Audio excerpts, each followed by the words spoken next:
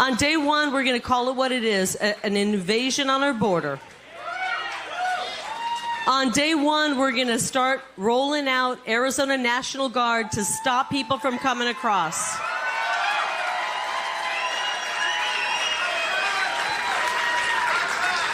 And on day one, we're going to start finishing President Trump's wall.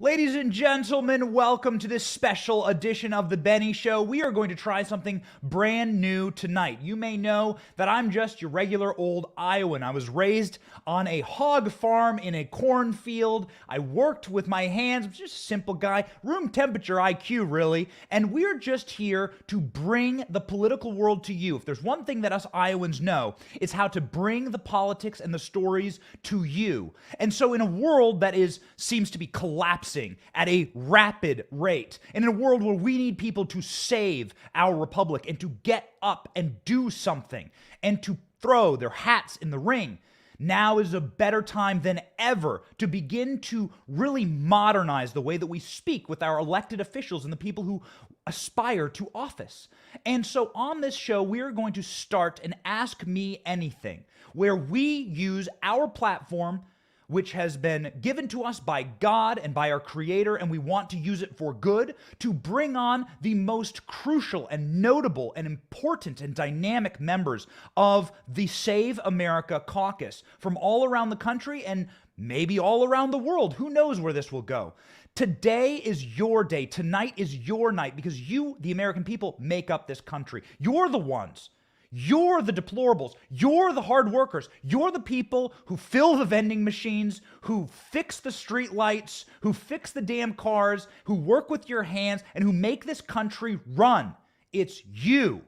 You're 80% of the country, and you deserve a voice, and you deserve to have accountability for those who want to govern this country. And so we want to connect those two things, right? So often, it's some guy in a studio with a bunch of lights asking questions that nobody cares about. Nobody gives a damn about these frou-frou questions. Why doesn't Bill Clinton get asked about Jeffrey Epstein? Because the people who are asking the questions in the media don't care. Somebody who asked a lot of questions in the media was Kari Lake. Kari Lake is someone who spent the vast majority of her life in journalism. And she said, this rotted edifice of fake news is too much for me. I can't handle it anymore. Donald Trump broke her, I guess, in the right way. And she said, I can't handle the fake news. I am going to throw my hat in the ring, and I'm going to actually stand up. Because of that, she has captured the heart of the Republican Party, and I dare say the freedom movement going forward in this country. She just won in the most consequential Republican race, I think, in my lifetime, because what she did was she destroyed a decades-old, rotted machine, and it is so beautiful to see the people rise and to see the resurgence of true freedom, true patriotism, and true heroes in this country, people who wish to stand up. And so, ladies and gentlemen, tonight we will be bringing Kari Lake to you, only asking your questions. Kari Lake is standing by to join the show, and I just wanted to say thank you. This is for you, our audience. I know there are thousands and thousands of people watching this right now. Drop your comments in the comment section. We have the technology to gather all the comments, and as long as they're appropriate and don't include naughty words, then we will be able to put them on screen. It will come with your avatar and your name, and your comment will be on screen, and I will be asking only your comments tonight. So get into that chat section and ask away. Ladies and gentlemen, that's why we're doing it. And without further ado, Kari Lake. Wow. First of all, I've got goosebumps after you just described that historic win. And second of all, I'll take even the inappropriate questions, Benny. Why not? Okay. They're probably more fun. Well, you know this because you were a journalist, and it's so often this mesh between the people and the politicians. And the journalists are the ones who are filibustering to make sure they never get asked a hard question and only get asked the pre-approved questions. So that's why we're doing it tonight. And we just want to say thank you, Kari, for availing yourself to the audience. I would much rather have this where we're just getting questions from real people out there than sit with a propagandist who has an agenda, who is pushing that agenda and is going to take your answers and cut them up and try to make you look bad or try to bring down your campaign. And I mean, I can handle either, but I'd much rather this, Benny, because I want to hear from the real people. This is the way forward, frankly. Well, congratulations on, again, your astonishing win in Arizona. You broke the machine. It's incredible.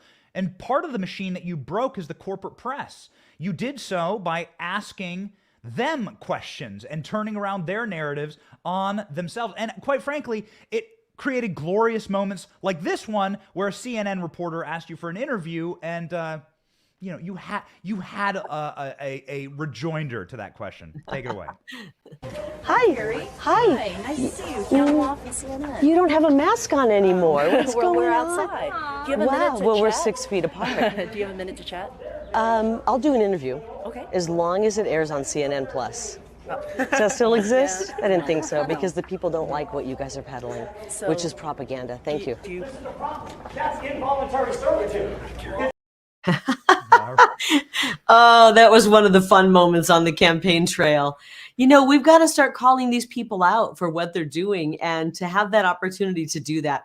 When I heard that she had shown up, because she'd ambushed me once before and they weren't invited into the event, I thought, I can't resist but to do that. But, at first when I got into this, Benny, I was thinking, I'm just going to ice the media. They're so unfair. I'm not going to talk to them. I had my first interview and I kind of mixed it up with the reporter, and it ended up being, fun to watch. And it was a good glimpse as to what these people are really up to. I'd given somebody 5 or 10 minutes to interview me, and he just went on the attack the whole time. He never asked, why are you running? What's behind you running? What just made you decide to do that? What do you want to do as governor? It was all just attack. And so we played the whole thing out. I think it was 5 or 10 minutes. And it really put the spotlight on what the fake media is about, because we didn't run it edited. It was full on the entire thing. And I think that started opening people's eyes, which is a good thing.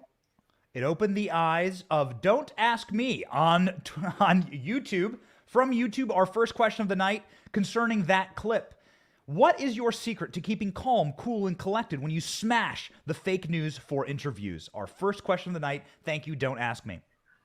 I don't know. I guess because I worked in media for 30 years and, the majority of that time I was on the news set as an anchor, anchoring hours of news. Sometimes you're covering really difficult stories, oftentimes live news. You've got to keep your composure. You don't want somebody melting down when the world is melting down. You're trying to, express what the news is to the viewer, and you don't want to fall into emotion during that.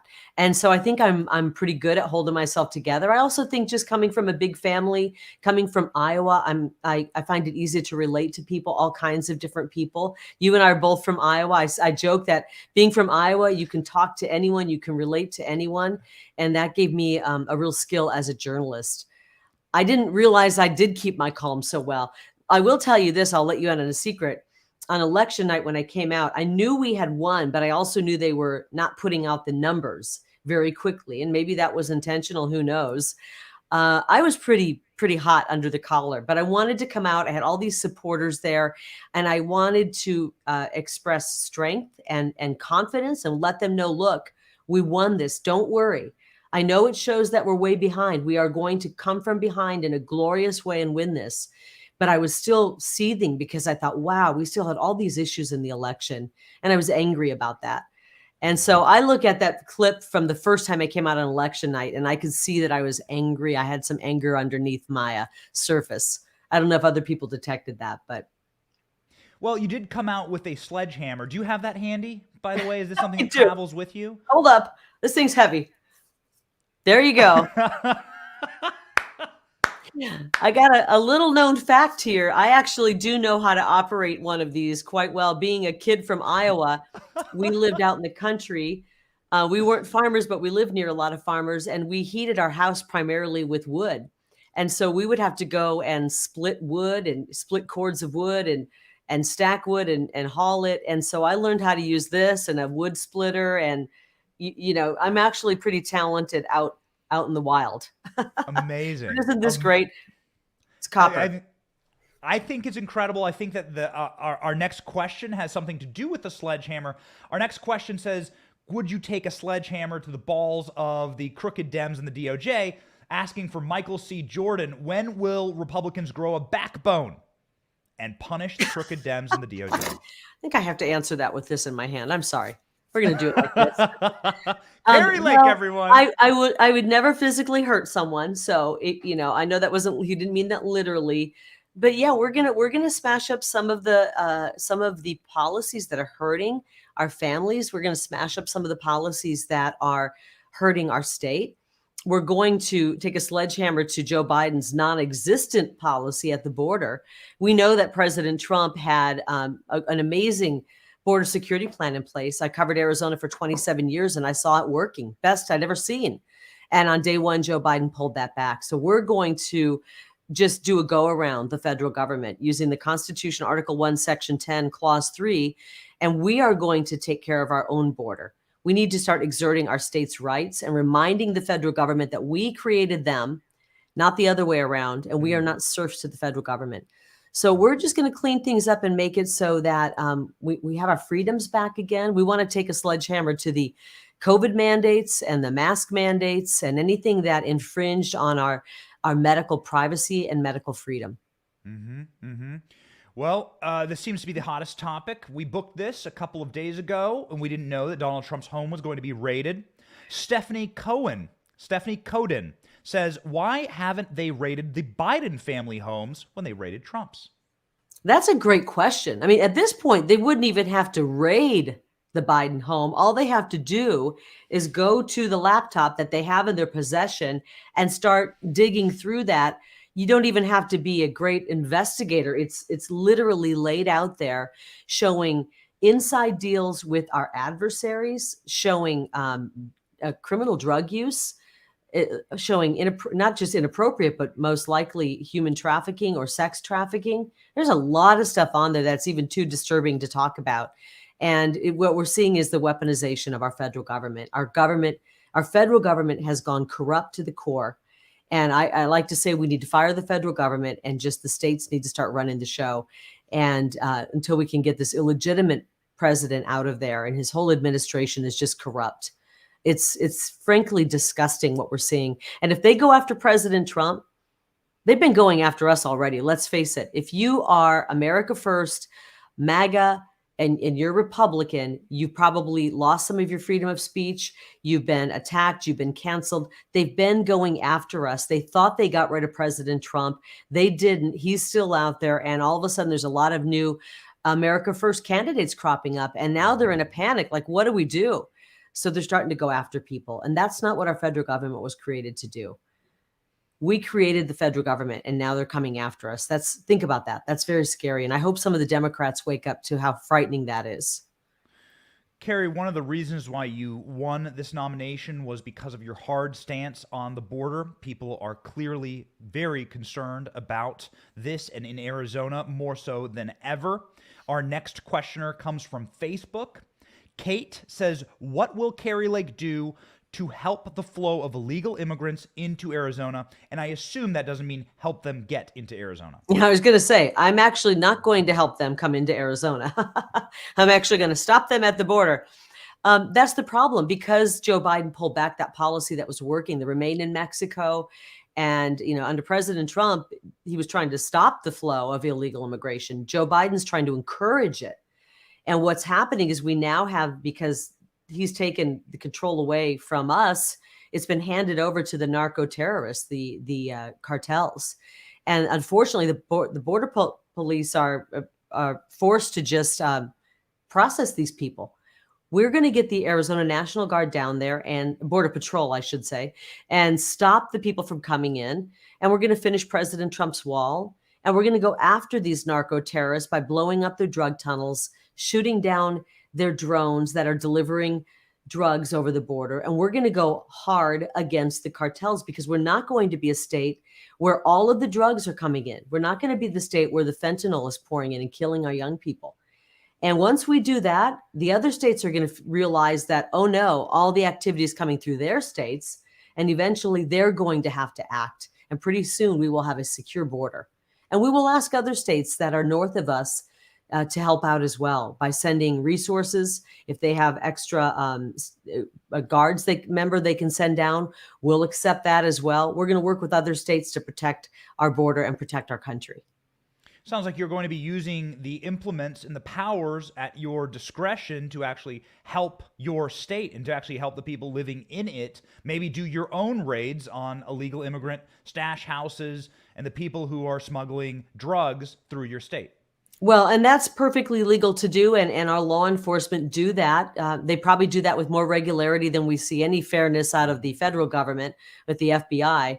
Our sheriff's departments are overwhelmed right now. They're overwhelmed with people crossing, with gotaways, with high-speed chases trying to track these people down, drug busts. It's overwhelming what we're dealing with in this state. And it is so unfair that the federal government has dropped this on us, dropped this crime on us, dropped the drug smuggling, the human smuggling, the child trafficking on us, and is allowing this to happen. In my opinion, they're partnering with the cartels by allowing this to happen. And it's going to take the states to come in. Article 1, Section 10, Clause 3, look it up. That's what we're going to use. We're going to invoke our rights under the U.S. Constitution to protect our people.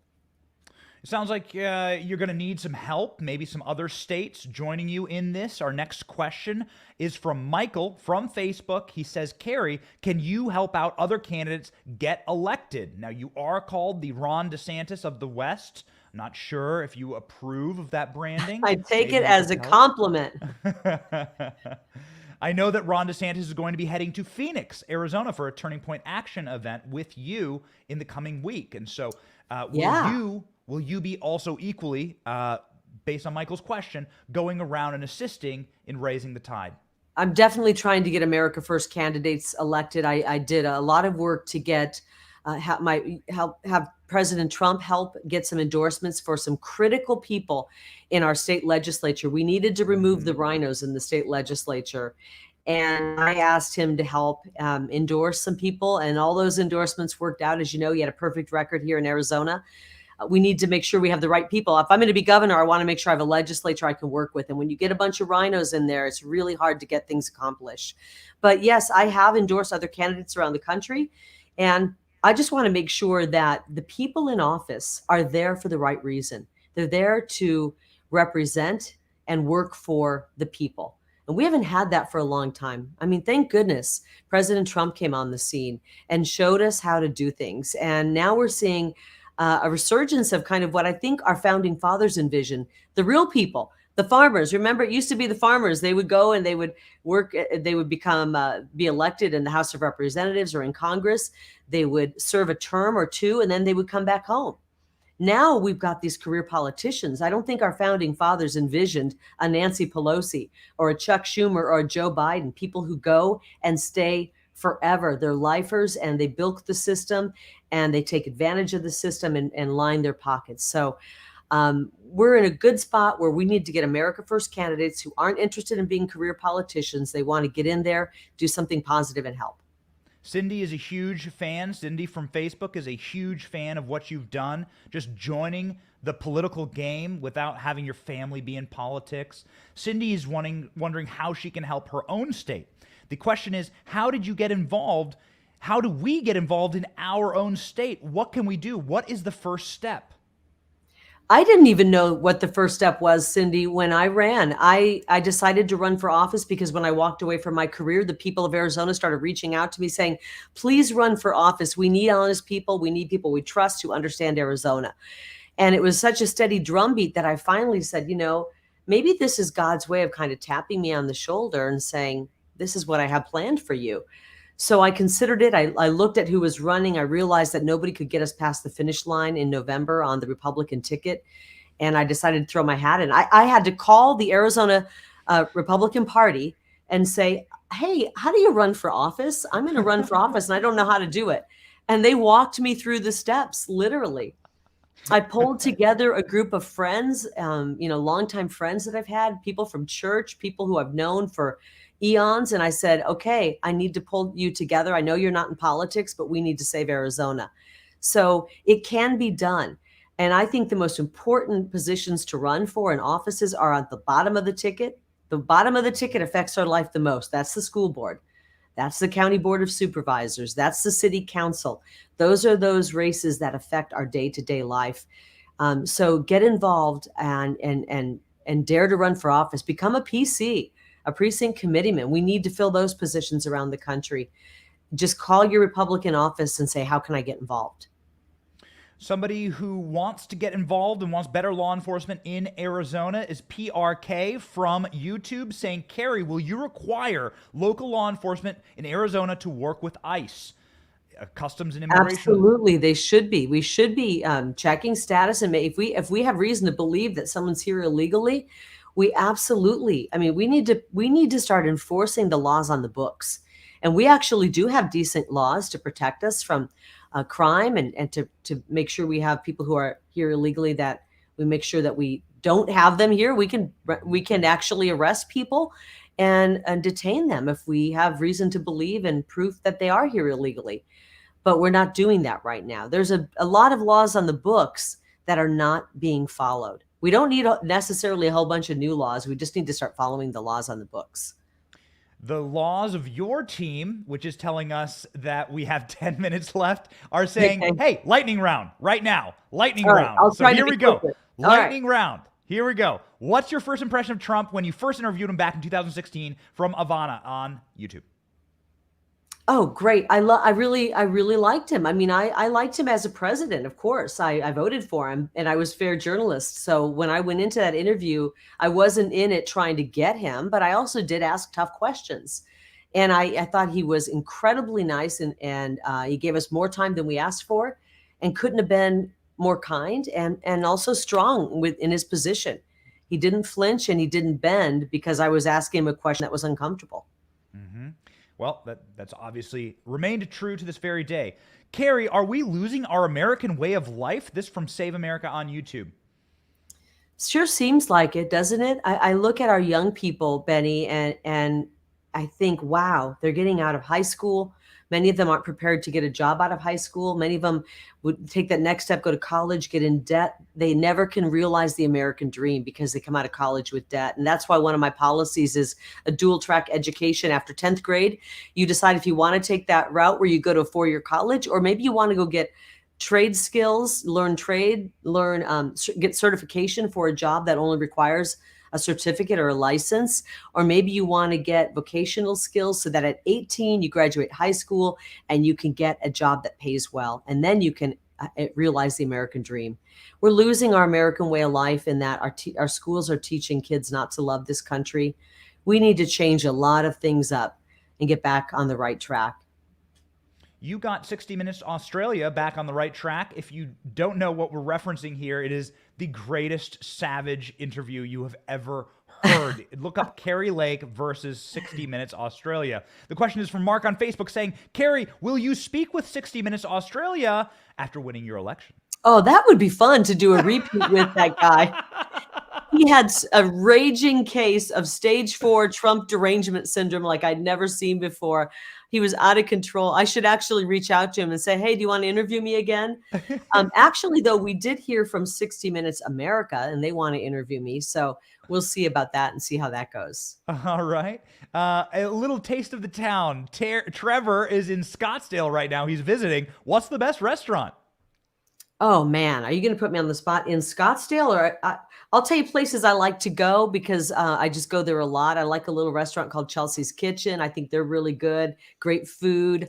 I like El Bravo Mexican food, and that's kind of in central North Phoenix. I don't go out all that much. I like a little Italian place called Pino's Pizzeria, which is downtown. But I usually just eat at home and throw something together here.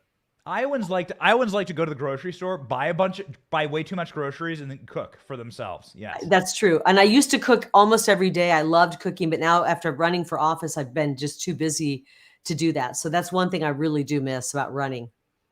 Deb is asking a question I think that will cut right to your heart as it pertains to the American people and standing up against the corrupt and permanent political class. Deb says from Facebook, we know why term limits have never been brought up in Congress. and is something more than likely the American people would not be allowed to vote on. But I'd like to wonder why. We'd like to have term limits. I think that's part of the problem. Do you agree? I do. I mean, I really do think we should have term limits. I think that the people running should just have the decency to know that they've done their term and it's time to let somebody else go and represent their constituents. I do know a few lawmakers that I've gotten to know. Representative Paul Gosar, he's served many terms. I've never seen somebody more dedicated to his job and serving his constituents. And so in that case, I think, wow, he's been incredible. I can't imagine anybody who'd be better than him. And I talked to him about term limits, and we talk about what it really is we need to hold these people accountable. And when we're involved, which we are now, people came out in droves to vote for us.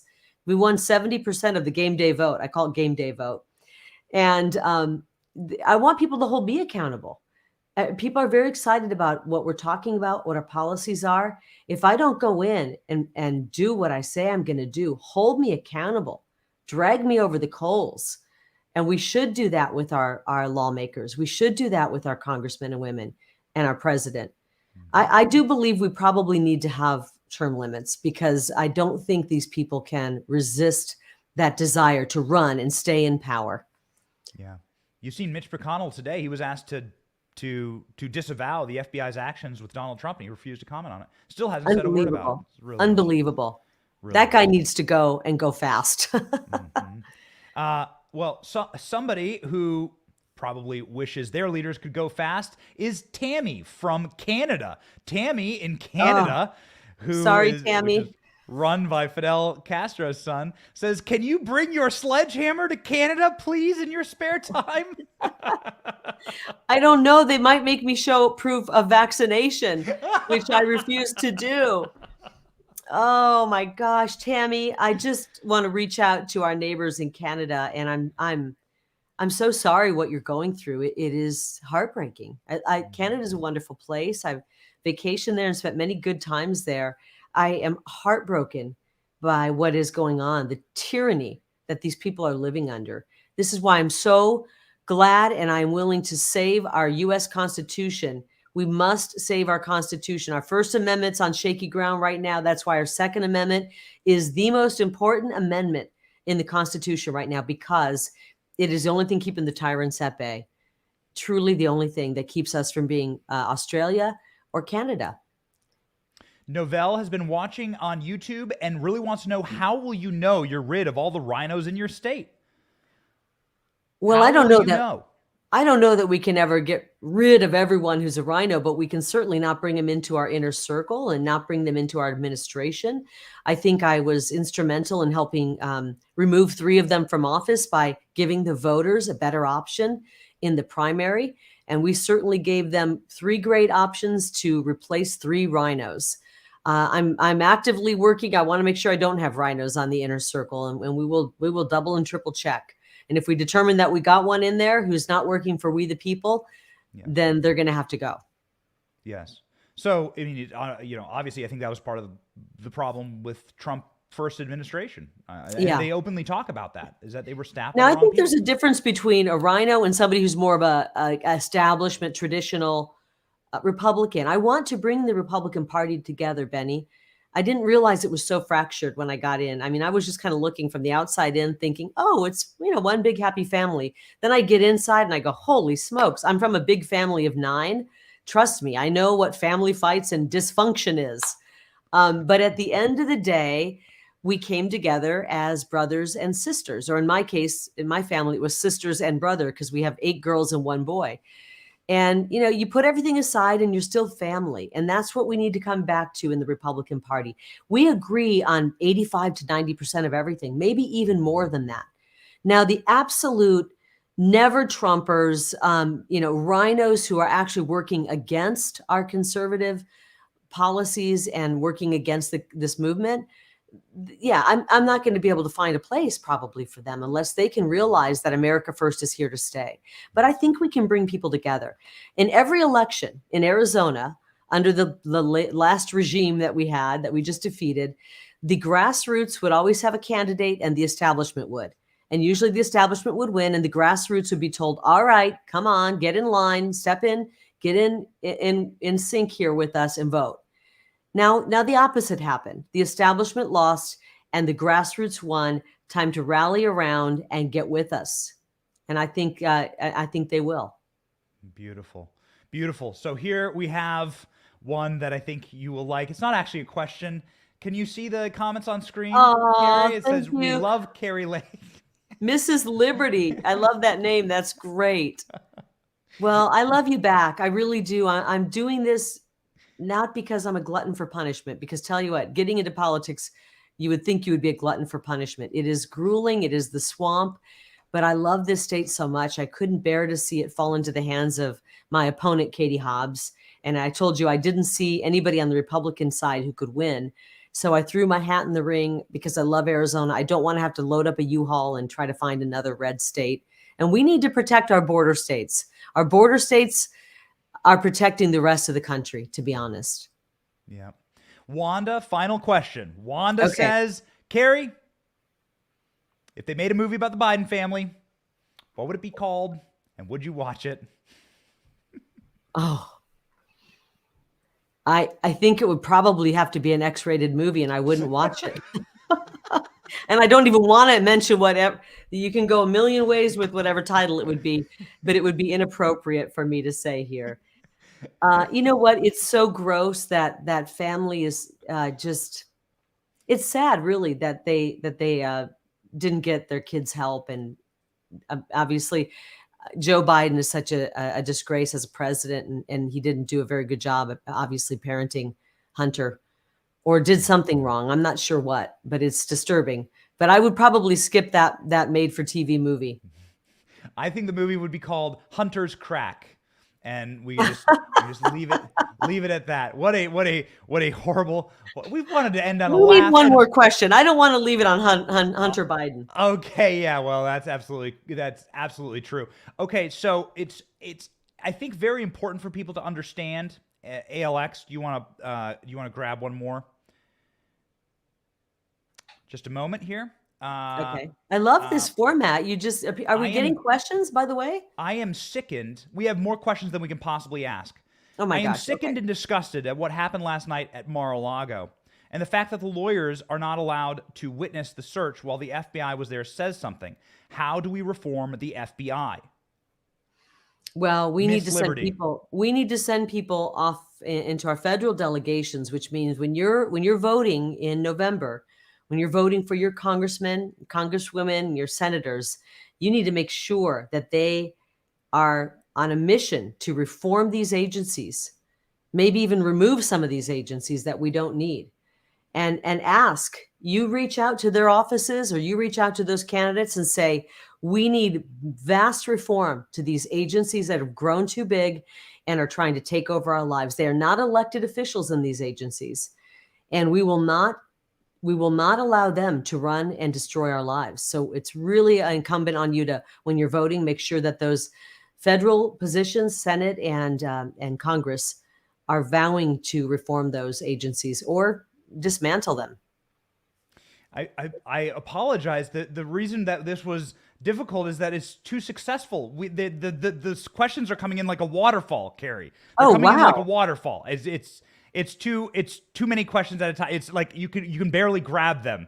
The technology, we have like a chat with all the questions in it, and it's really well, that's fast. Good. That means, you know what that means, Benny? A, it means people are watching your show, which is good for you. B, it means people are interested in politics. And it's so important. It used to be like, ooh, gross politics. Now it's like, oh my gosh, this is life or death. We've got to be involved in politics because we've seen over the past few years what our political leaders are doing to destroy our lives. We saw the power of our governors when they shut our businesses down and they shut our churches down, closed our schools, masked our precious, precious babies' faces.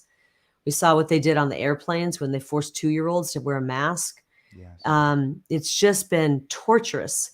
And we realized, holy smokes, we've got to get involved and take care in who we're electing and make sure we elect people who won't do that kind of stuff to us anymore and will give us our freedoms back.